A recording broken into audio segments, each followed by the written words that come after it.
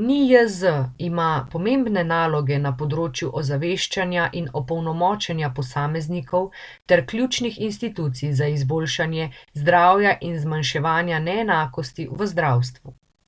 Predsednica Republike Slovenije Nataša Pirc Musar se je udeležila slovesnosti ob 100. letnici delovanja Nacionalnega inštituta za javno zdravje NIJZ.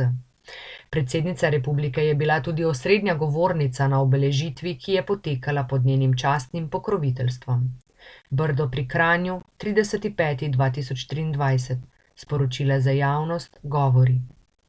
Predsednica republike je v govoru uvodoma pojasnila, da je področje zdravstva eno od temeljnih strateških področij, ki mu v tem letu posveča posebno pozornost v želji, da pomaga poiskati strateške usmeritve in pot, da bo nujni proces zdravstvene reforme tekel čim bolj učinkovito, poenoteno in nemoteno.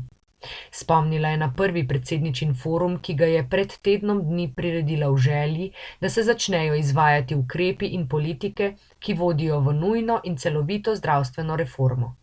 Vsi smo se strinjali, da ni problem samo denar, ampak predvsem zaupanje in sodelovanje, kadri, organizacija dela, javna mreža in predvsem konsenz oziroma soglasje širše družbe, je eno od ugotovitev na kratko povzela predsednica.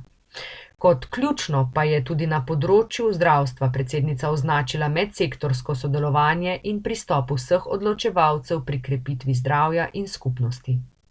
Ob 100. letnici javnega zdravstva je predsednica poudarila pomen izjemno razvejane dejavnosti ter znanja in 100-letnih izkušenj in ob tem pohvalila preventivne programe NIJZ, ki prispevajo k boljšemu zdravju in blaginji prebivalcev Slovenije. Ne smemo pozabiti, da le zdravi prebivalci lahko veliko prispevajo k ekonomski in družbeni rasti države, je dodala predsednica Pirc Musar. Nacionalni inštitut za javno zdravje ima pomembne naloge na področju ozaveščanja in opolnomočenja posameznikov ter ključnih institucij za izboljšanje zdravja in zmanjševanja neenakosti v zdravstvu. NIJZ kot institucija prispeva pri ozaveščanju oziroma prepoznavanju tako pozitivnih kot negativnih dejavnikov, ki vplivajo na zdravje prebivalcev, ter spodbuja odločitve za kakovostnejši življenjski slog, je še poudarila predsednica republike in svoj govor sklenila z zahvalo zaposlenim NIJZ za pomemben prispevek k boljšemu javnemu zdravju.